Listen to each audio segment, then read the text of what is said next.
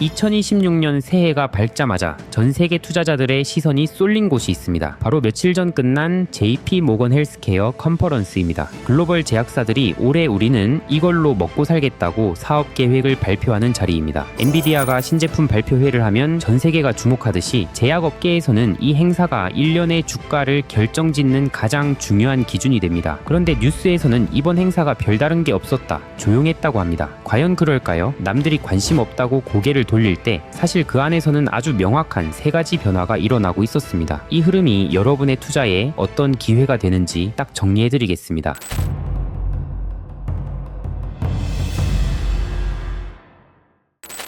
먼저 왜 언론과 시장이 이번 행사를 두고 소문난 잔치에 먹을 것 없었다고 평가했는지부터 짚고 넘어가야 합니다. 그래야 우리가 무엇을 놓치고 있는지 보이기 때문입니다. 가장 큰 이유는 초대형 인수합병이 없었기 때문입니다. 보통 이 행사에서는 수십조 원 단위의 거대한 기업 인수가 발표되곤 했습니다. 뉴스는 그런 자극적인 숫자를 좋아합니다. A기업이 B기업을 30조 원에 샀다 같은 헤드라인이 나와야 시장이 흥분하는데 올해는 그런 거대 이벤트가 다소 부재했습니다. 그러다 보니 겉으로만 보면 빅파마들이 지갑을 닫았나? 바이오 산업 성장이 멈췄나? 하는 오해를 하기 딱 좋은 상황이 연출된 겁니다. 실제로 이 때문에 행사 기간 동안 실망 매물이 나오면서 국내외 바이오 주가가 힘을 못 쓰기도 했습니다. 하지만 보고서의 세부 데이터를 뜯어보면 상황은 정반대입니다. 빅파마들은 돈을 안 쓴 게 아니라 쓰는 방식을 바꿨을 뿐입니다. 과거에는 기업을 통째로 사들이는 쇼핑을 했다면 올해는 당장 돈이 될 핵심 기술만 골라서 사가는 실속형 투자에 집중했습니다.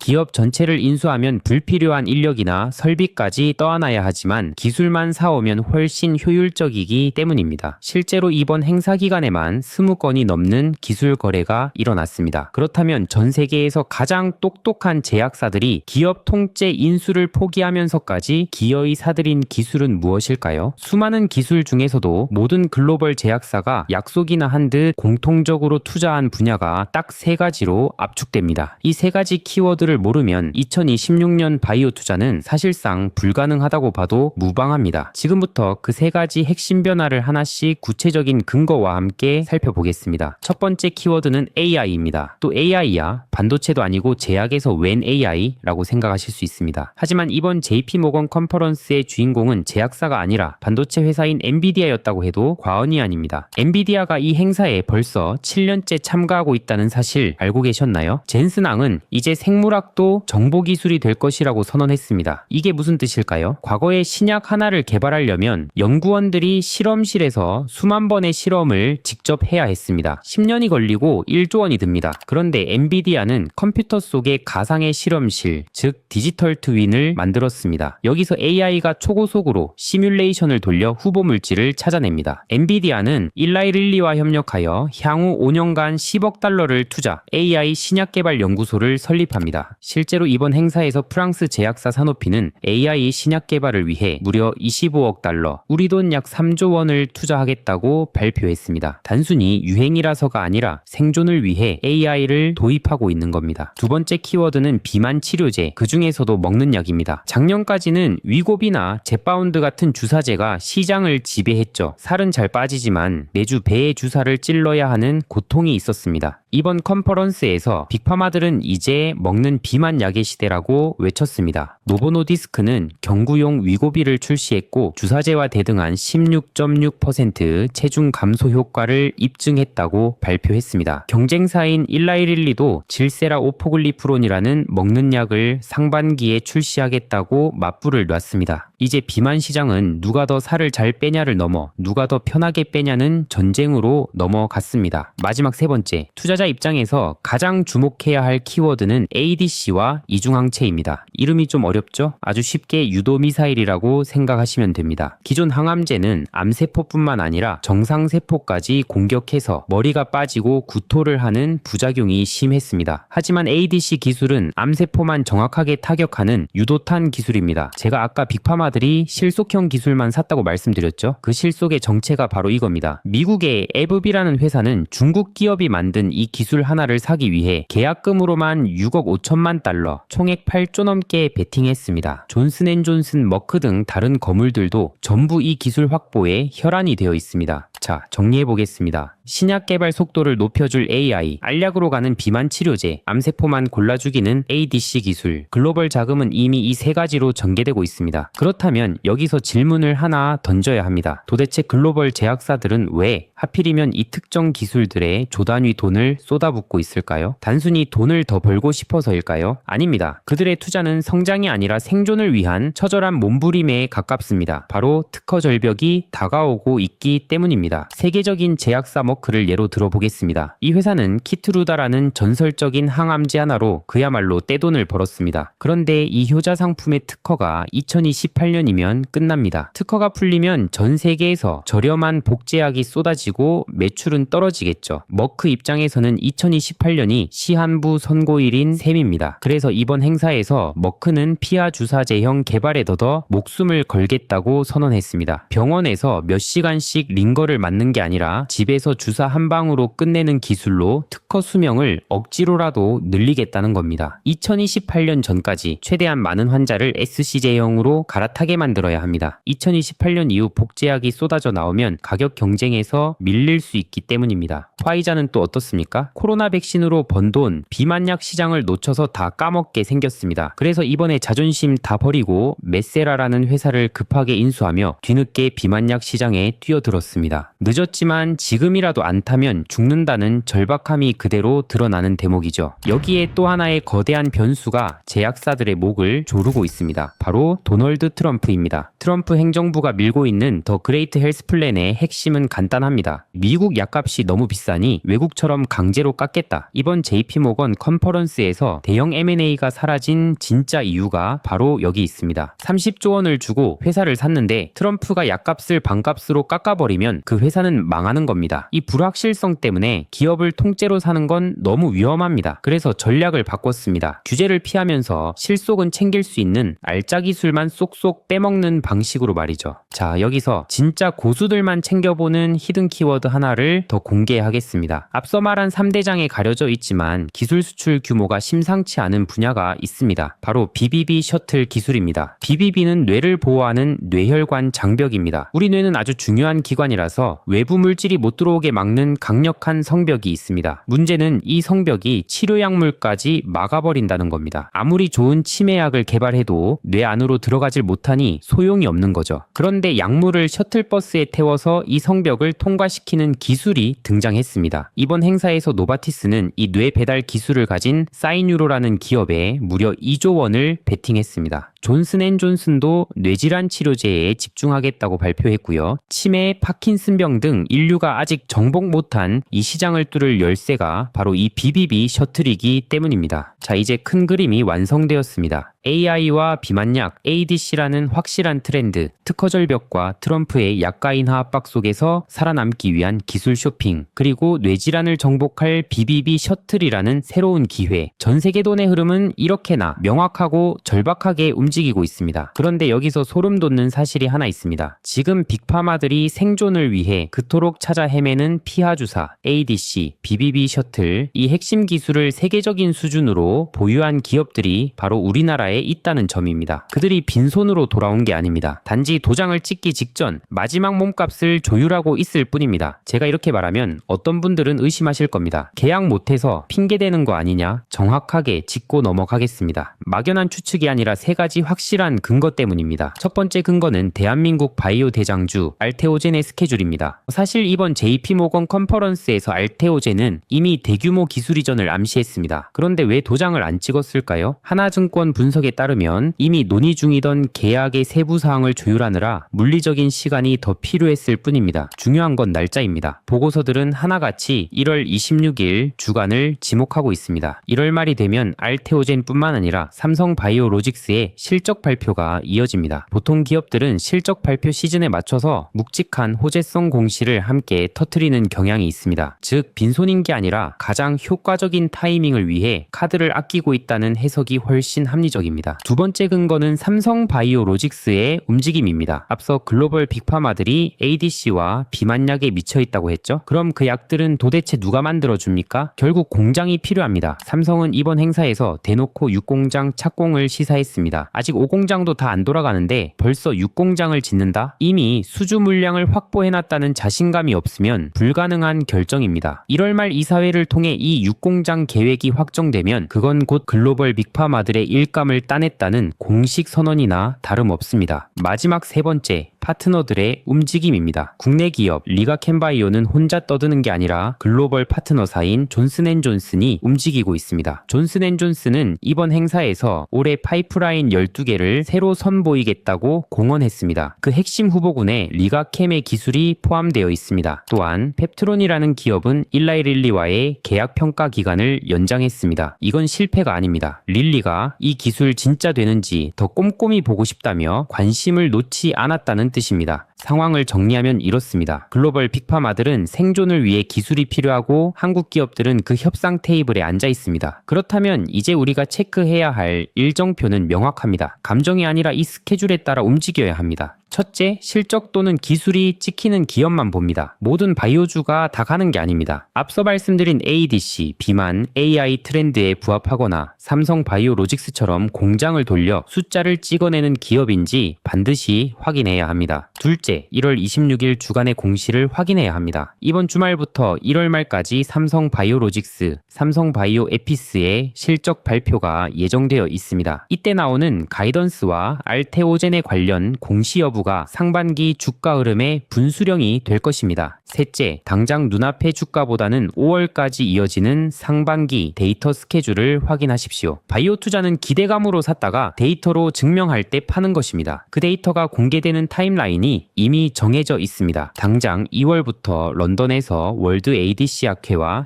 샌프란시스코에서 아스코 지유가 열립니다. 하나증권 보고서에 따르면 여기서는 셀비온 같은 기업의 발표가 예정되어 있습니다. 그리고 4월에는 세계 3대 암학회 중 하나인 AACR이 샌디에이고에서 열립니다. 이곳이 상반기 바이오의 하이라이트입니다. 현재 GI 이노베이션이 면역 항암제와 키트루다 병용 임상 데이터를 공개할 예정이고 셀트리온, 삼성 바이오 에피스도 참가하여 그동안 연구한 성과를 발표할 것으로 보입니다. 여기서 끝이 아닙니다. 5월에는 임상 종양학회인 아스코가 이어지는데 여기서는 리가켐바이오와 한미약품의 파트너사들이 임상 데이터를 발표합니다. 즉 1월에 침묵에 실망할 것이 아니라 2월에 ADC 학회, 4월에 AACR, 5월에 아스코로 이어지는 이 촘촘한 일정 속에서 각 기업이 약속한 데이터가 제대로 나오는지 검증하는 것이 2026년 상반기 투자의 핵심입니다. 당장 계약 공시가 없었다는 뉴스의 겉면만 보고 흔들리지 마십시오. 대신 글로벌 빅파마들이 찍어준 3가지 좌표, 그리고 앞으로 한국 기업들이 스케줄에 맞춰 보여줄 숫자에만 집중하시기 바랍니다. 오늘 영상이 여러분의 2026년 투자 로드맵을 그리는데 도움이 되셨길 바랍니다. 상한선 채널에서는 이처럼 CES 2016, JP모건 컨퍼런스와 같은 중요 행사에 대해 바쁜 직장인들, 비전공자들이 쉽게 이해할 수 있도록 수천 페이지의 보고서와 데이터를 살펴보고 이렇게 정리해드립니다. 오늘 이야기가 진짜 도움이 됐다면 좋아요 한 번씩 시원하게 눌러주세요. 제가 시장과 리포트를 밤새워 분석해 올 겁니다. 이렇게 상한선 채널 식구분들에게 도움되는 진짜 정보 하나도 빠짐없이 매일 알려드릴 테니까 구독과 알림 설정 잊지 마시고 우리 다 같이 부자 됩시다. 여러분들께서 제 유튜브를 많이 사랑해 주셔서 구독자 10만 명을 향해 달려가고 있습니다. 여러분들의 사랑에 감사드립니다. 이에 보답하고자 무료 텔레그램을 운영하고 있습니다. 유튜브에선 말씀드리기 어려운 이야기, 좀 더 상세한 시황과 주식 분석, 그리고 주식 꿀팁들을 공유드리고 있습니다. 그리고 8만 명 구독자 선물로 월급쟁이가 100억 버는 투자 공식이라는 전자책도 공유드려 놓았습니다. 텔레그램 입장하셔서 공지 버튼 누르시면 제가 쓴 전자책 바로 다운받으실 수 있습니다. 여러분들 사랑에 보답하기 위해 드리는 선물이니 부담 없이 즐겨주시길 바랍니다. 제 유튜브와 텔레그램만 보셔도 시간이 압도적으로 절약되도록 만들어 드리겠습니다. 유튜브 고정 댓글에 텔레그램 참여하실 수 있는 링크 공유 드릴 테니 많은 참여 바랍니다. 오늘 영상 끝까지 보신 것만으로도 여러분은 이미 대부분의 투자자들과 다른 길을 가고 계신 겁니다. 댓글에 하트 하나만 남겨주세요. 단순한 좋아요가 아니라 나도 이 흐름을 주시하고 있다는 우리끼리의 조용한 신호 같은 거죠. 저는 하트 하나하나를 진짜 다 봅니다. 몇 개가 달렸는지가 중요한 게 아니라 얼마나 많은 분들이 이 메시지를 받아들이셨는지 그게 궁금하고 그게 힘이 됩니다. 한 달 뒤, 석 달 뒤, 오늘 하트 남기신 분들과 함께 우리 그때 미리 봤잖아 하고 싶습니다. 그때가 되면 오늘 이 영상이 얼마나 소중했는지 아실 겁니다. 감사합니다. 다음 영상에서 뵙겠습니다.